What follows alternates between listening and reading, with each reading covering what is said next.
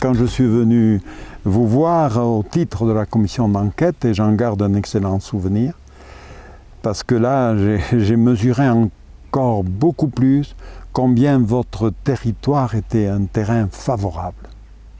C'était un terrain favorable parce que vous n'avez rien lâché de votre culture, de vos savoir-faire et de votre implication en tant qu'acteurs territoriaux. Vous n'avez rien lâché, c'est une chance que vous détenez mais que vous méritez. Une appellation, ce n'est pas le hasard. Elle n'est pas automatiquement descendante, elle est ascendante. Elle est ascendante, elle est reconnue, mais au départ, s'il n'y a pas une volonté locale et des capacités locales qui s'additionnent, et aujourd'hui, c'est là aussi que j'insiste pour que les appellations ne fassent pas semblant. Au niveau de l'appellation d'origine, je sais qu'il y avait quelques confusions par rapport au mot basque ou à la disponibilité du mot basque, du port basque. Ça patinait là-dessus. Et alors, même certains, au niveau de l'INAO, avaient dit mais ils n'auront jamais l'AOC parce que basque n'est pas disponible. Ou basque est récupéré de par ailleurs, il est devenu générique. Alors, certains disaient, bon, on nous propose Quintoa, mais Quintoa, qu'est-ce que c'est? Qu'est-ce que ça veut dire? Ça n'a aucune perception, disons, au niveau du consommateur. Et alors, la mission qui m'était donnée, c'était de voir un peu quelle était la relation entre le mot Quintoa et le produit.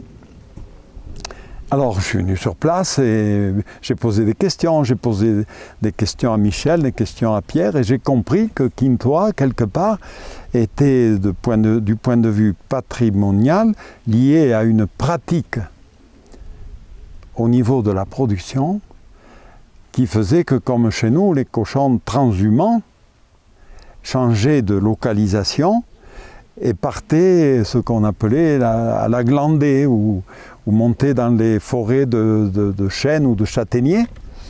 Et là, ce que j'ai découvert, c'est que dans cette pratique qui était parfaitement codifiée, celui qui montait 5 cochons n'en reprenait que 4.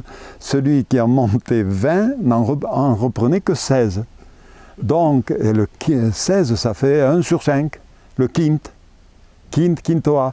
Alors là, j'ai été convaincu tout de suite de la relation historique et historique à caractère pratique, vraiment pratique, de tout ce qui avait amené déjà une notoriété sur cette production porcine.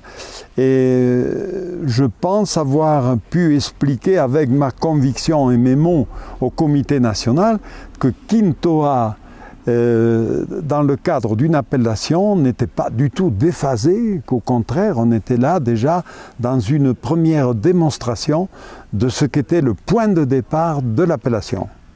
Vous avez renforcé votre attractivité et là, vous avez même, par le biais de l'appellation, un élément qui va au-delà et qui dépasse même en restitution les filières concernées. C'est tout le territoire qui sera bénéficiaire.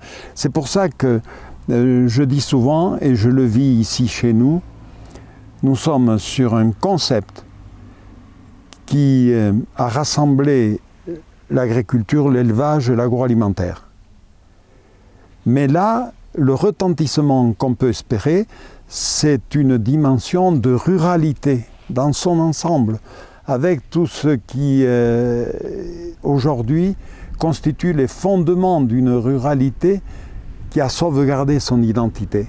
Ce qui me paraît important, c'est que vous sachiez continuer ce que vous avez entrepris en le consolidant de plus en plus grâce à tous les éléments qui font votre identité. Là aussi, c'est un ensemble. Si vous en retirez un, les autres n'ont pas tout à fait le même rendement. Et puis, je dirais que je fais confiance surtout à ce territoire qui, par rapport à ce produit, à garder la gouvernance.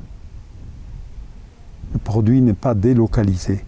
Et on sait qu'on ne l'a pas cité dans les qualités d'une appellation, mais le fait de garder la gouvernance est quelque chose qui est assez déterminant.